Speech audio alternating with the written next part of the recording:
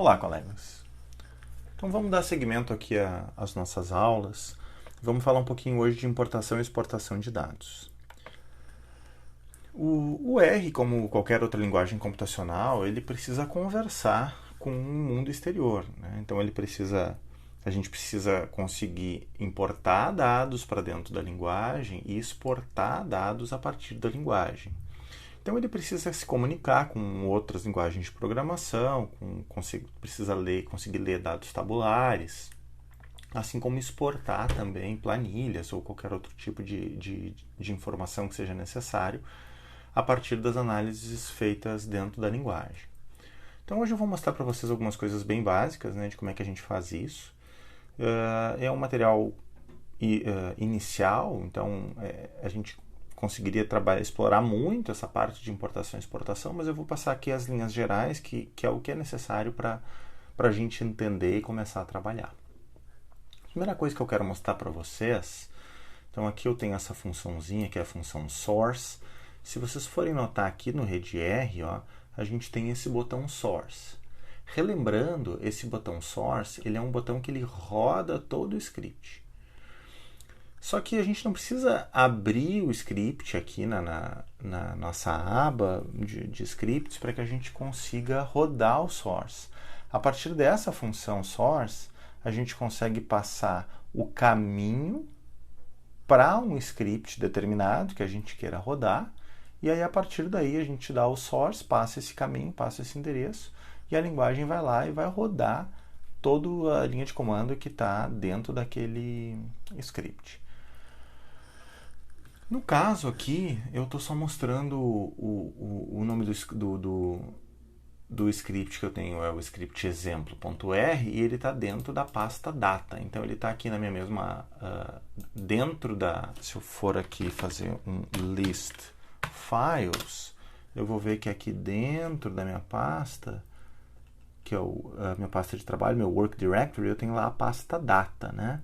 Dentro da minha pasta data, eu tenho esse script. Eu vou mostrar aqui ele para vocês rapidamente. Então está aqui a minha pasta data. Lá dentro eu tenho aqui, o meu script, que é o exemplo.r. Então a gente acabei de abrir ele. O que esse script faz? Ele cria 2 data frames, depois faz um merge desse data frame, tá? Então agora eu vou fechar esse script aqui e vou rodar ele através do meu source.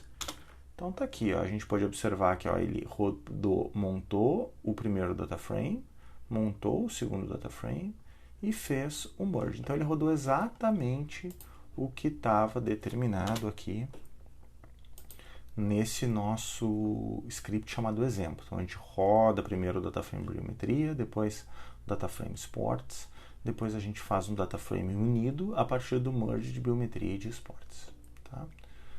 Então vamos dar uma olhadinha aqui, tá aqui biometria, um data frame, sports, o outro data frame e unido o data frame final, tá bom? Para que serve isso, colegas? Muitas vezes a gente está rodando alguma coisa, tem uma função específica lá que a gente fez por fora, que a gente não implementou em nenhum pacote nosso, mas é uma função que a gente usa rotineiramente, né? Então tem um tipo de dado que eu recebo e que para eu deixar aquele dado em condições de análise, eu preciso fazer algumas transformações nele. E aí eu escrevo, sei lá, uma função própria para isso. Aí eu deixo o scriptzinho lá dentro da pasta que eu vou trabalhar, e aí em vez de eu ter que abrir o script, carregar aquela função, eu posso só dar um source passando o endereço de onde está esse script, que daí ele vai rodar e vai ficar com a funçãozinha carregada. Isso é um exemplo. Tem outras coisas que a gente pode usar, e aí vai depender da experiência de cada um e do tipo de análise que cada um vai estar fazendo, tá bom? Então, outra função importante aqui que eu quero mostrar para vocês é a função load. Então, eu vou fazer o load de um arquivo chamado cogs.rdata. O arquivo rdata, em geral, ele é um arquivo binário, onde a gente salva os objetos do R que a gente está trabalhando num determinado momento, ou para mandar isso para alguém, ou para a gente seguir trabalhando, ou simplesmente para a gente ter quando a gente quiser retomar a nossa análise. Então é comum eu terminar minha sessão, aí eu quero salvar esses 3 data frames aqui. Aí eu pego e salvo esses data frames, a gente vai mostrar daqui a pouco como é que funciona. eu salvo esses data frames aqui dentro de um objeto .rdata. E aí eu uso a função load para carregar novamente esses objetos no meu ambiente global. Então, no caso aqui, esse arquivo que é o cogs.rdata, ele está aqui dentro, e ele é um arquivo que ele tem objetos do R salvos em modo binário dentro dele, tá bom? Então, vamos carregar esse cara, vamos rodar essa linha. Então, ele está carregando, ele está pensando, ele é um arquivo pesado, e está aqui, ó. Agora eu tenho aqui biometria, o sports unido, que eram os objetos que eu tinha antes, e agora eu tenho esse objeto aqui, ó, cog human data. Vamos dar uma olhada na dimensão do nosso cog human data. Ele é um objeto que ele tem 1.700.018 linhas por 3 colunas. Então ele é um objeto bastante grande, tá? Então esse objeto estava salvo dentro daquele meu rdata. Então quando eu uso a função load e passo como endereço um objeto .rdata, o que ele vai fazer vai ser carregar esse arquivo, que é um arquivo binário, aqui para trazer essa informação para dentro do meu ambiente global, tá? Então vamos remover agora, né? Uma das formas que a gente tem de limpar aqui o nosso ambiente global é a gente apertar nessa vassourinha aqui. Se a gente apertar nessa vassourinha, ele vai limpar completamente os objetos que tem aqui no ambiente global. Mas se eu quiser seletivamente deletar alguns desses meus objetos aqui, aí eu uso a função rm, de remove. Então aqui eu estou usando rm, abre parênteses, cog human data. Então eu vou deletar esse objeto cog human data e depois cog IDs. Então eu vou deletar esse objeto cog IDs. Então, aqui está. Agora voltamos a ter os nossos 3 data frames originais. Tá? Então, como é que a gente lê dado tabular, colegas? Deixa eu mostrar para vocês aqui esse objeto cluster11.txt. Então, tá aqui, ó. Ele é um arquivo de texto, onde a gente tem uma informação aqui, que é o ENSP, é o código, é o Ensemble Peptide ID, de uma lista de proteínas, né? E agora eu quero ler essa informação aqui para dentro do R. Então, eu tenho um arquivo de texto, e eu quero transformar essa informação num data frame. Aí a função que a gente usa para isso é a função readTable. Então eu simplesmente vou passar aqui o nome do arquivo, do objeto, no caso, que eu quero criar, que no caso é o cluster11, a função, que é a função para ler dados tabulares, e o endereço desse objeto. Tá? Então, cliquei aqui, tá lá, ó. Cluster11, eu acabei de criar o cluster11. Então, ele é um data frame de uma única coluna por 157 linhas, onde tem aquela informação que foi importada daquele meu TXT. O que é importante? Bem, o readTable, gente, ele é uma função que ele tem um único argumento, no qual a gente, em 100% das vezes, precisa passar esse argumento, que é o argumento file, mas ele tem vários outros argumentos que já tem a informação default, mas que dependendo do tipo de arquivo que a gente quer abrir, a gente consegue modular e acertar os parâmetros dessa função para que ela consiga ler adequadamente o nosso arquivo, né? Então, no caso aqui, a gente simplesmente disse quem que era o arquivo que a gente queria abrir, a gente não passou nenhum argumento e a função conseguiu abrir. Vamos dar uma olhada nos argumentos da função readTable. Então, olha só, ela tem vários argumentos, né? Então, o file, que ele não tem nenhuma informação default, então o file obrigatoriamente a gente tem que passar, o que é meio óbvio, né? Porque se eu quero ler um arquivo do meu HD, eu preciso dizer que arquivo que é esse, né? Eu preciso dizer onde é que ele está, isso é meio óbvio.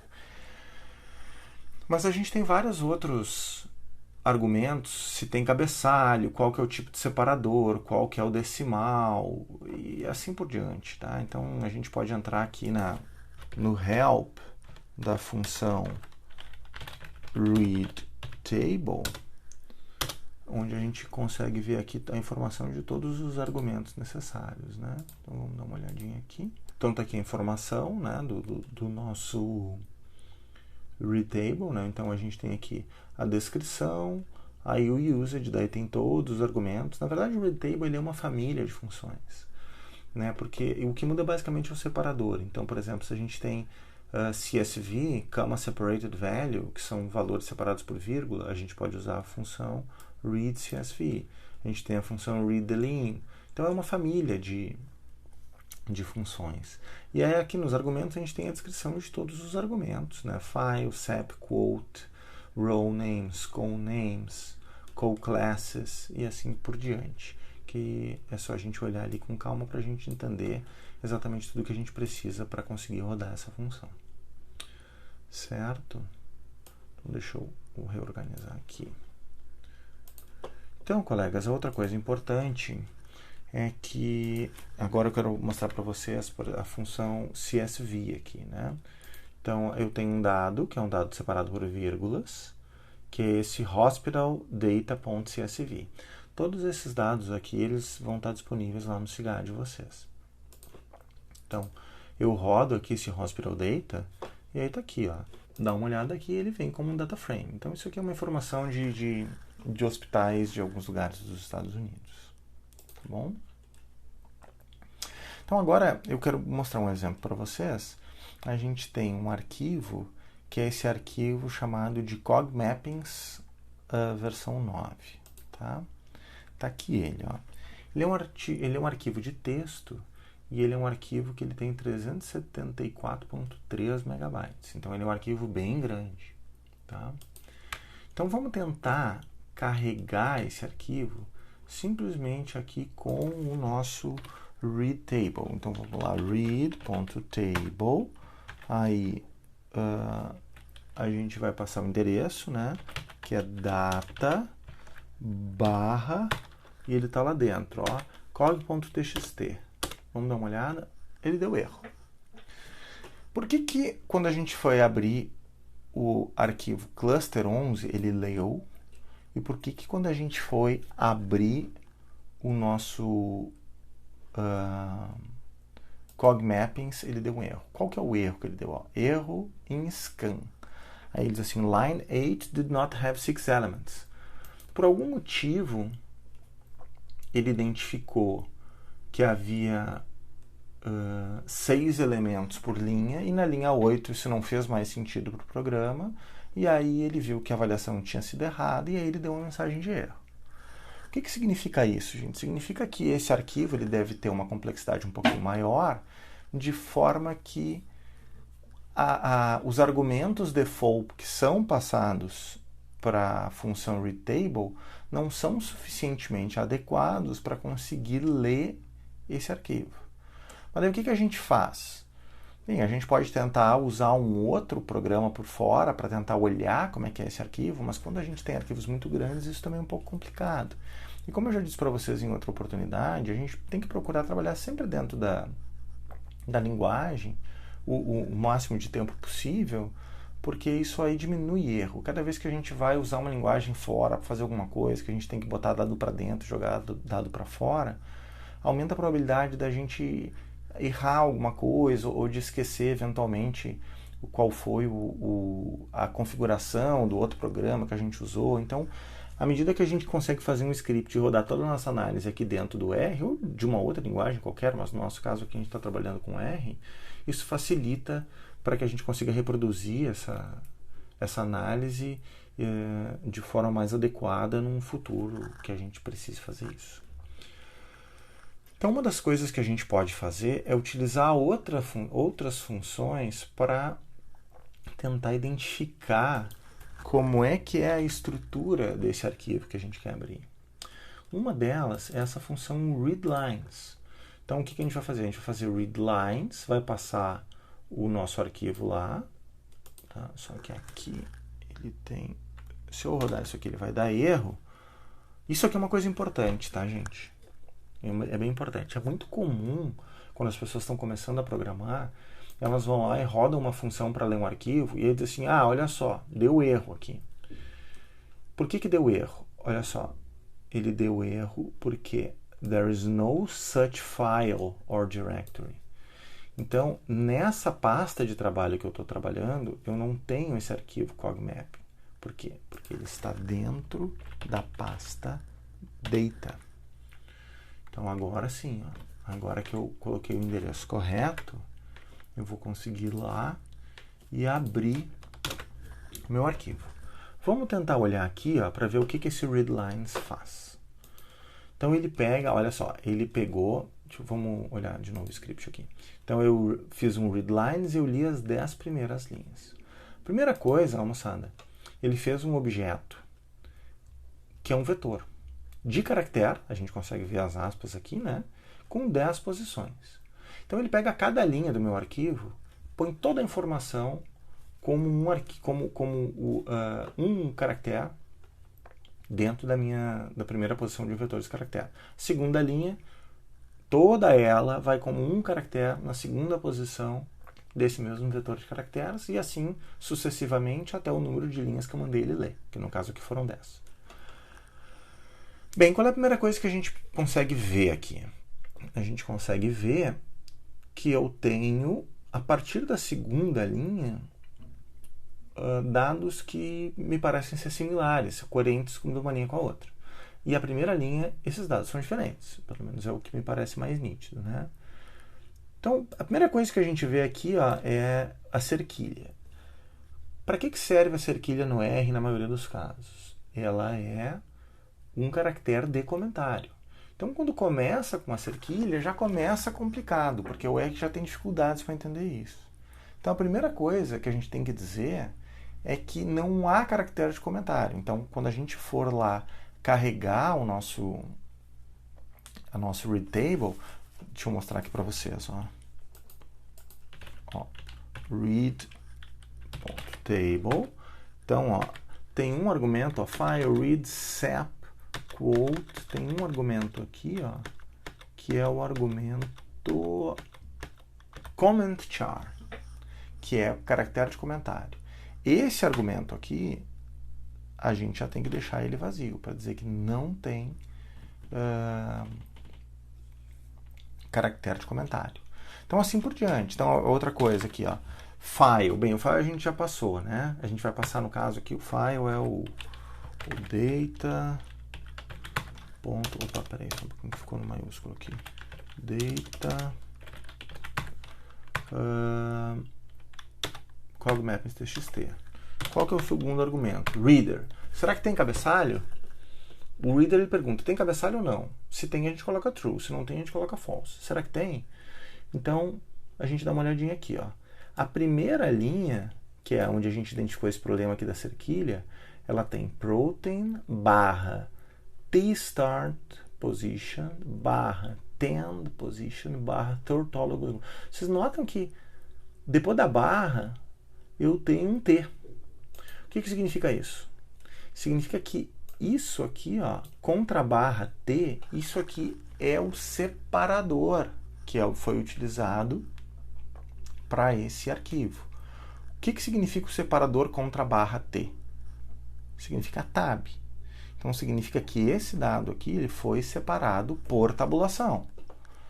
Então, quando a gente for passar lá qual é o tipo de separador, a gente coloca contra a barra T. Outra coisa, então se a gente considerar o contra a barra T e que a gente consegue identificar que isso é um símbolo de separação, né? Então a gente vê que tem protein, start position, end position, orthologous group, protein annotation. Depois embaixo eu tenho valores, né? Tem um valor aqui, depois eu tenho outro valor aqui, depois eu tenho um cog, depois eu tenho... Então, nesse caso, para mim, pelo menos me parece óbvio que a primeira linha é cabeçalho. Então eu digo que reader equal true. Tá? Depois, separador contra barra T. Depois, call names, aí a gente poderia botar, por exemplo, aquele primeiro lá como call names. Call names significa assim, qual é o nome das colunas. Então, eu poderia botar que o nome das colunas é protein, start position, mas isso não vai fazer diferença. Se eu colocar aqui cabeçalho, ele vai conseguir ler. Call classes, por exemplo. Qual que é a classe das colunas? Para mim aqui, pelo menos a primeira coluna é caractere, com certeza. A segunda coluna pode ser numérico, porque ela é uma posição, né? Start position, end position. A segunda e a terceira parece ser numérico. A quarta, cog aqui, então é caractere também. A quinta é caractere também. Mas eu não preciso colocar isso, ele vai conseguir entender, provavelmente. Tá?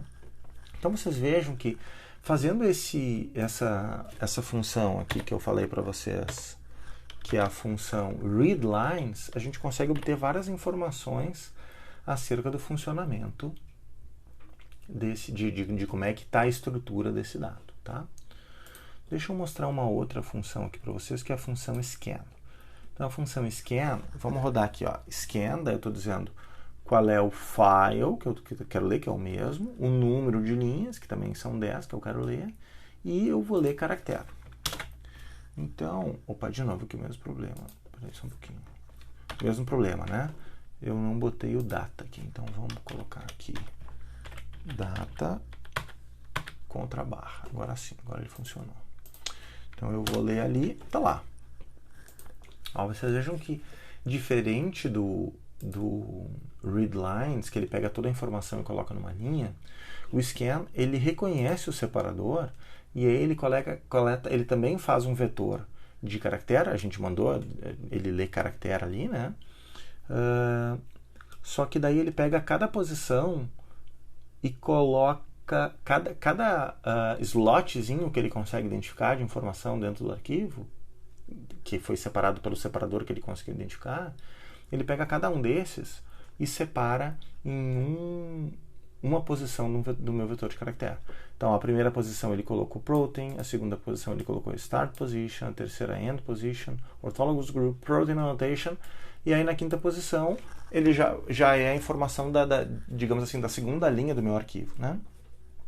Mas igual aqui a gente consegue ter uma ideia da estrutura desse dado. Então, com base nisso, colegas, agora vamos rodar aqui o nosso Cogdata. Então, quais são os argumentos que a gente pode utilizar? Obviamente, o file, como eu disse, a gente precisa sempre. A gente conseguiu ver que o separador, que tem cabeçalho, que o separador ele é a tabulação, então a gente usa contra barra T, que a gente diz que não quer usar nada como caractere de comentário. Strings as factor equal false, a gente já falou isso quando falou lá de data frames, né? E a gente vai colocar isso aqui também, quote, nada, né? Ou seja, eu não tenho quotes aqui dentro desse meu arquivo, tá? Então agora vamos mandar ele ler, vamos ver se ele lê. Ele demora um pouco, colegas, porque ele é um arquivo pesado, como eu já havia dito para vocês, tá? Então ele está aqui processando, e assim que ele terminar de processar, ele vai, teoricamente, carregar esse objeto aqui. Ó, terminou? Não, ainda não.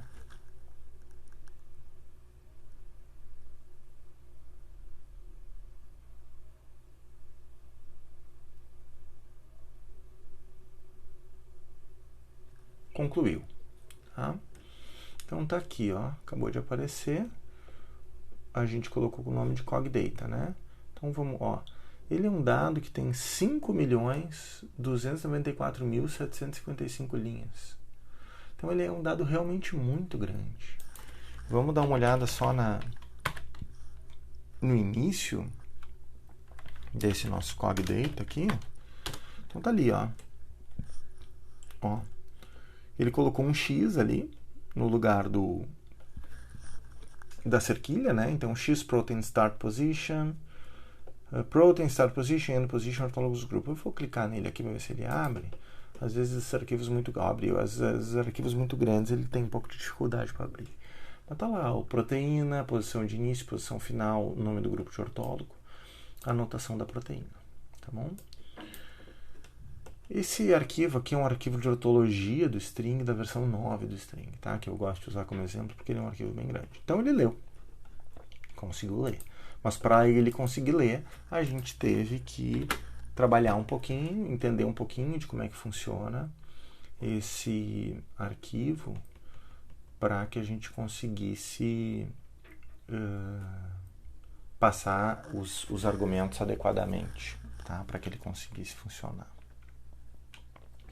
Tem uma funçãozinha que eu acho interessante, que eu particularmente não uso, mas ela pode ser útil às vezes, embora o ideal é a gente ler direto, né? Do que ficar fazendo esses subterfúgios aqui, mas às vezes ele pode ser útil se a gente sabe o que a gente está fazendo. O Windows, né, algumas linguagens, alguns sistemas operacionais, o Windows é um dele, ele tem, quando a gente copia alguma coisa, essa informação ela fica num ambiente chamado clipboard. Então, por exemplo, se eu pegar uma planilha do Excel e copiar a informação daquela planilha, por exemplo, eu pego uma planilha e copio lá a informação que está nas linhas e nas colunas, dou um Ctrl+C. Quando eu faço o Ctrl+C disso, isso fica num ambiente chamado clipboard. Se eu rodar essa função aqui, readLine, e eu tiver alguma coisa salva, ou seja, eu abro um Excel, dou um Ctrl+C nesse Excel, tá? Não é em todos os sistemas operacionais que funciona, por isso que enfim, eu não uso muito, mas às vezes pode ser útil. Para usuário de Windows funciona. Então eu posso pegar lá, copio alguma coisa de uma planilha e coloco readLine, entre aspas, clipboard.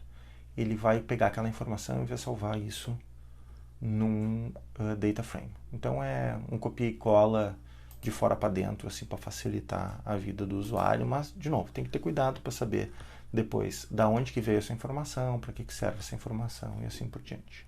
Tá bom? Vamos seguir adiante aqui então.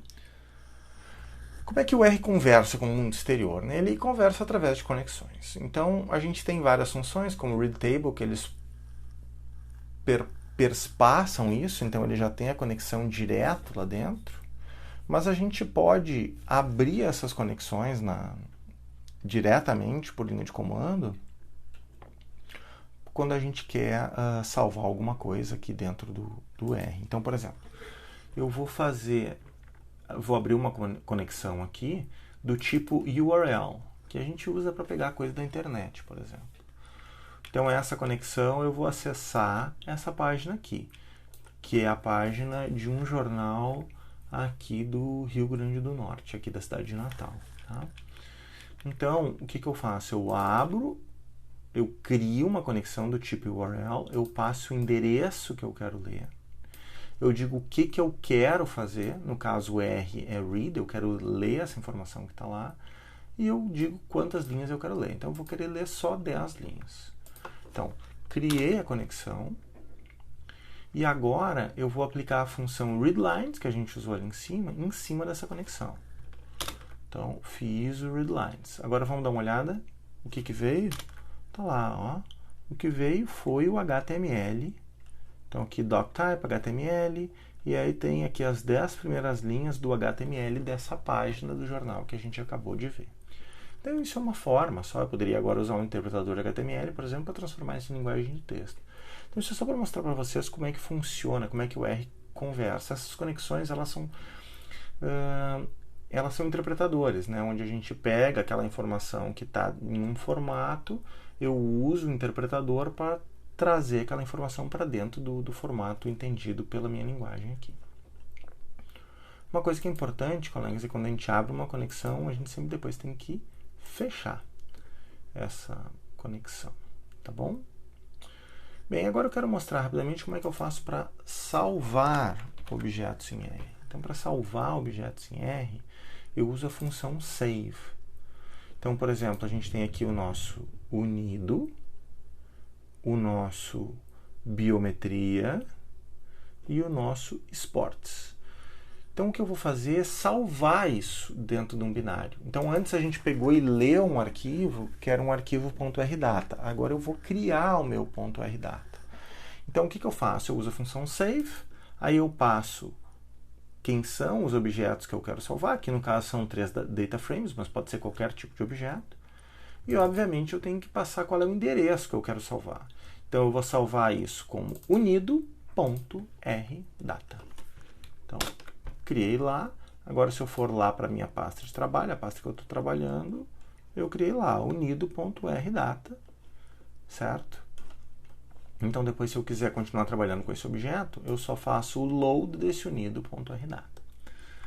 Outra forma que a gente tem de salvar dados, que é muito utilizada, é pegar um data frame e converter esse data frame em objeto de texto. Então, assim como quando a gente vai ler um TXT, a gente usa a função readTable. Quando a gente vai salvar um TXT, mandar ou salvar no HD um TXT a partir do R, a gente usa a função writeTable, que eu estou escrevendo, então, um dado tabular. Então, aqui, quem que eu vou pegar? Eu vou pegar esse meu unido aqui, ó, e vou salvar ele como um arquivo de texto. Então, eu quero salvar o meu unido, aí eu tenho que passar o endereço. Então, o arquivo vai ser unido.txt, porque eu estou salvando o arquivo de texto. E aí, muitos dos argumentos são os mesmos argumentos que eu uso no readTable. Então, aqui eu estou passando o separador, que é dado tabular, simplesmente. Então, eu salvei. Agora, se eu fizer um list files lá, eu vou ter... Opa, só um pouquinho aqui. Se eu fizer aqui o meu list files, eu tenho lá unido.txt. Não está aqui, ó. Unido.txt. Deixa eu ver se está aqui. Ó, ele veio com quotes. Eu posso mudar lá nos meus argumentos e tirar esses quotes se eu não quiser que ele fique com esses quotes aqui. Então, da mesma forma que a gente pode usar os argumentos do readTable para conseguir interpretar um arquivo de texto e deixar ele exatamente, ler ele adequadamente para dentro do R, quando a gente vai salvar um arquivo, que é um arquivo do R, por exemplo, um data frame, um arquivo de texto, a gente também muda os argumentos para deixar ele bonitinho como a gente quer.